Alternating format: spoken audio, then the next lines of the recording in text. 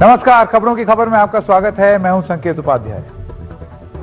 तो एनसीबी यानी कि नारकोटिक्स कंट्रोल ब्यूरो ने अब माना है कि हां, गलती हमसे हुई थी।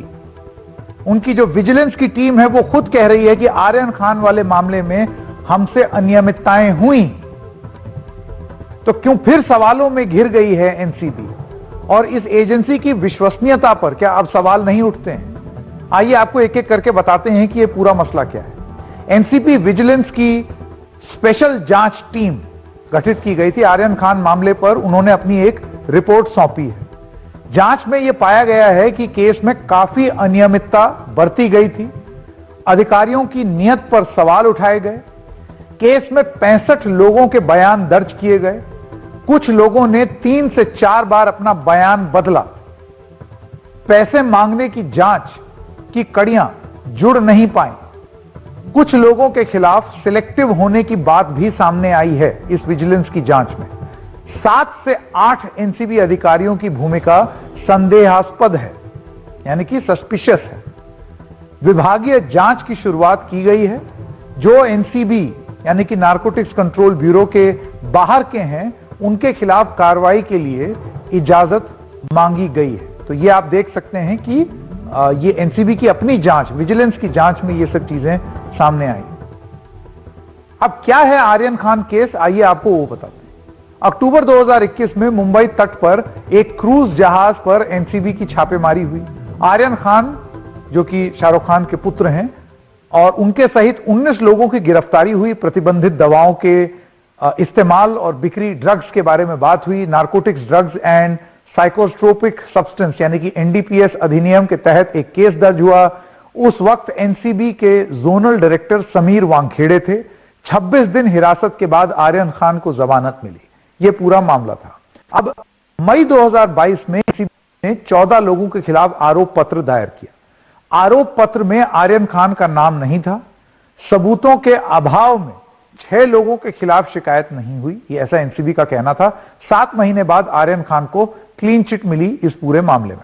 तो जैसा कि आप देख सकते हैं कि वो पहले आए शिकंजे में और उसके बाद फिर यह हुआ कि उनका तो कोई कसूर ही नहीं है, कुछ मिला ही नहीं उनके खिलाफ।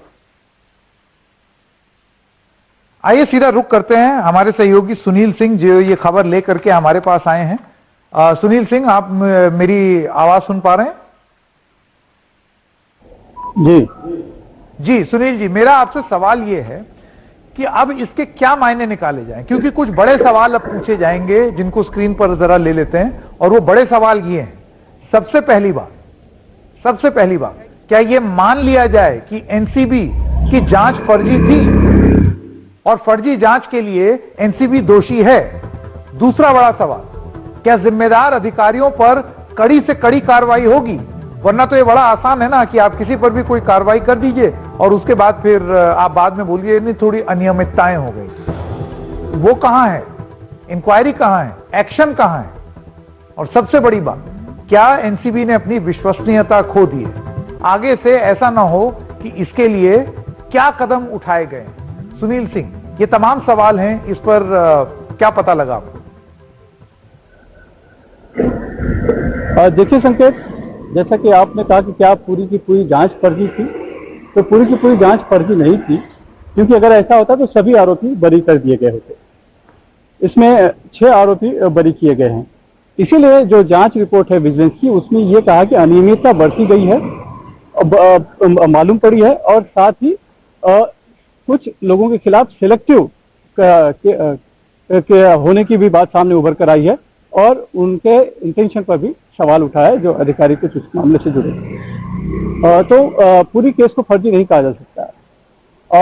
और दूसरी बात यह है कि कार्रवाई क्या होगी। तो कार्रवाई, जो लोग इसमें पूरी तरह से कहीं न कहीं संलिप्त पाए गए हैं उनके खिलाफ चार्जशीट दायर कर दी गई है। एनसीबी से जुड़े हुए हैं, दूसरे डिपार्टमेंट से थे या जो थे उनके संबंधित विभागों को लिखा गया है। और इसमें जिस तरह के मामले उभर कर सामने आए हैं, इसके उनको अभी सफाई देने का मौका मिलेगा, आगे उनके ऊपर जांच चलेगी और उसमें अगर वो पाए जाते हैं कि हाँ सही में वो दोषी हैं, तो हो सकता है कि उनकी नौकरी से वो हाथ धो सकते हैं। ये एक बात उभर कर सामने आ रही है। तीसरी बात है कि क्या एनसीबी की छवि इससे खराब हुई है? बिल्कुल खराब हुई है।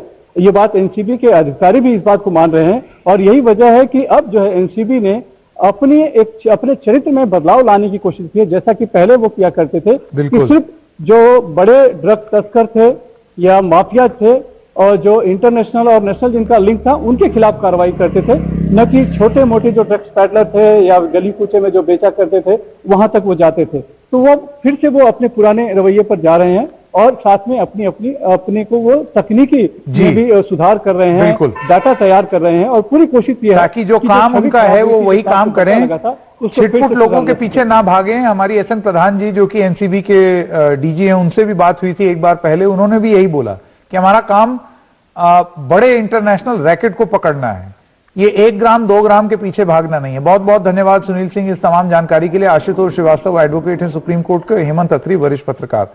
आशुतोष जी, पहले मैं आपके पास आना चाहता हूं, तो क्या इससे ये मायने निकाले जाएं कि ये केस जो है जिस तरीके से इसको परस्यू किया गया, जिन लोगों के खिलाफ किया गया, और क्या ये एक बड़ा षड्यंत्र था, एक साजिश थी?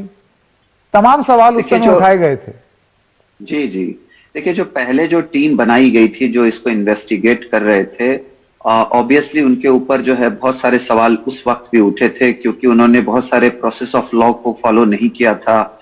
यहाँ तक कि जो मोबाइल जो लिया गया या उसमें जो है फर्दर इन्वेस्टिगेट किया गया उसके लिए प्रॉपर परमिशन नहीं था, या जो वीडियोग्राफी जो है उसको मैंडेटरी किया गया है, कुछ कोर्ट ने भी इसको फाइनल किया है, और जो नारकोटिक्स एक्ट है उसके अंदर भी प्रोविजन है कि आप किसी भी तरीके का रेड करते हैं तो आप उसको प्रॉपर तरीके से वीडियोग्राफी कीजिए, लेकिन इसको जो है फॉलो नहीं किया गया। और भी इसी तरीके के बहुत सारे प्रोसीजर्स प्रिस्क्राइब्ड हैं, उसमें प्रॉपर मैनुअल बनाया गया है एनसीबी अधिकारियों के लिए कि उनको किस तरह से इन्वेस्टिगेशन करना है या रेड करना है, उसके बारे में पूरी बात बताई गई है जिसको जो है तरीके से फॉलो नहीं किया गया। आशुतोष जी, आगे से ताकि कोई अफसर इस तरीके की गलत जांच ना करे, अनियमितताएं ना हो, उसके लिए एक्शन क्या है? आप एहतियात बरत लें, लेकिन अगर आप एक्शन नहीं लेंगे तो लोगों में, अधिकारियों में डर नहीं होगा। देखिए सेंट्रल गवर्नमेंट ने जो है 2 अधिकारियों को ऑलरेडी सस्पेंड किया, जिसमें से एक को शायद वापस लिया गया और पूरी नई टीम बनाई गई, एसआईटी बनाया गया। देखिए सस्पेंड करना तो बड़ा आसान काम है, सस्पेंड कर दीजिए उसके बाद वापस ले आइए। बात हो रही है कि देखिए ये दंड क्या दिया जाए। जी बिल्कुल, उनको प्रॉपर, ये बहुत सीरियस इशू है, ये बहुत बड़ा सीरियस इशू है। इसमें कोई भी इनोसेंट पर्सन जो है वो फंस सकता है, अपना पूरा करियर, फ्यूचर लाइफ इसकी बर्बाद हो सकती है। तो ये जो इस तरह से जो काम जो अधिकारी करते हैं उनको रोल्स एंड रिस्पॉन्सिबिलिटीज जो बनाया गया है, एक्ट के अंदर प्रोविजन बनाया गया, उनको मैनुअल दिया गया है, उसका पूरी तरह से उनको पालन करना है। ठीक है हेमंत अत्री जी, मैं आपके पास आना चाहता हूं। मैं आपके पास आना चाहता हूं हेमंत जी, ये जिस तरीके से नाम, देखिए ये कहना कि लोग जो हैं बड़े बड़े बाप के बड़े बड़े औलाद जो हैं वो बिगड़े हुए होते हैं, ये बात कहने के लिए ठीक है, लेकिन जब तथ्य ना हो तो फिर वो सॉफ्ट टारगेट भी बन जाते हैं। ऐसे में क्या आपको लगता है कि आर्यन खान एक सॉफ्ट टारगेट थे? संकेत जी, इसमें तो अब कोई शक ही नहीं बचा हुआ है। और जो स्टैंडर्ड ऑपरेटिंग प्रोसीजर है एनसीबी के, जैसा आपने बहुत ही शानदार बात कही कि वो छुटपुट 1 ग्राम 2 ग्राम पकड़ने के लिए है ही नहीं, मैंडेट ही नहीं है उनका। और जब वो जो डायरेक्टर थे उनके जोनल, वो सारा काम ही ये करते थे, फिल्म जो जितने भी सेलिब्रिटीज हैं और हैं। और जो आर्यन खान की त्रासदी है, आप कल्पना करके देखिए, आमतौर पर हिंदुस्तान में होता है कि बड़े बाप की औलाद को फायदा मिलता है, यहां उस बड़े बाप की औलाद का कैरियर चौपट कर दिया गया, उसको 28 दिन जेल में रहना पड़ा। और गजब देखिए, ना तो उस रेड की वीडियोग्राफी है नंबर 1, ना अरेस्ट के बाद कोई मेडिकल एग्जामिनेशन कराया जो कि मैंडेटरी स्टैंडर्ड ऑपरेटिंग प्रोसीजर है एनसीबी के एक्ट के अंदर। और तीसरी सबसे बड़ी बात, जिन व्हाट्सएप चैट्स के जरिए, जो विजिलेंस जो कह रही है एनसीबी की, जिन व्हाट्सएप चैट के जरिए उसको विलेन बनाया गया आर्यन खान को, वो कहीं भी कोलैबोरेट ही नहीं हुई। तो ये ऐसा केस है जो हिंदुस्तान की सभी एजेंसीज, जांच एजेंसी जितनी भी हैं, उनके लिए एक नजीर होना चाहिए कि किसी केस की जांच कैसे नहीं करनी है। और संकेत भाई, हिंदुस्तान के अंदर कानून क्या कहता है कि आप 100 जो दोषियों को छोड़ दीजिए, लेकिन एक निर्दोष को सजा मत दीजिए।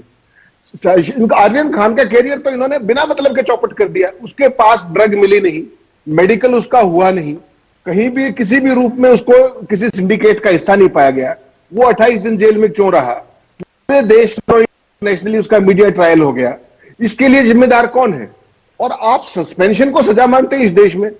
इस तरह के केसेस, और मैं तो ये कहता हूं जितनी भी जांच एजेंसियां हैं जी, यहां पर एक और एसओपी आना चाहिए कि उनका कन्विक्शन रेट क्या है। अकाउंटेबिलिटी की जब आप बात करते हैं तो जब आप मुझे अंदर करते हैं तो कहीं ना कहीं आपकी भी जवाबदेही होगी। तो मेरा ये मानना है कि उनकी अकाउंटेबिलिटी, बिल्कुल जवाबदेही होनी चाहिए, सजा होनी चाहिए, पूरा प्रोसेस होना चाहिए, ताकि जो आपका काम है आप वो काम करें और कुछ ऐसा काम ना करने लग जाएं जो कि आपका मैंडेट ही नहीं है। क्या वो करने लग गया था नारकोटिक्स कंट्रोल ब्यूरो? और क्या अब ये एहसास एनसीबी को खुद हो रहा है कि ये क्या कर दिया और अब दोष सुधार की कोशिश कर रहे हैं? लेकिन जिन लोगों का डैमेज किया है और जिन लोगों ने वो किया है उनके खिलाफ क्या कार्रवाई हो रही है, क्या ये सवाल नहीं बनते हैं? आप दोनों का बहुत बहुत धन्यवाद हमारे साथ जुड़ने के लिए। वक्त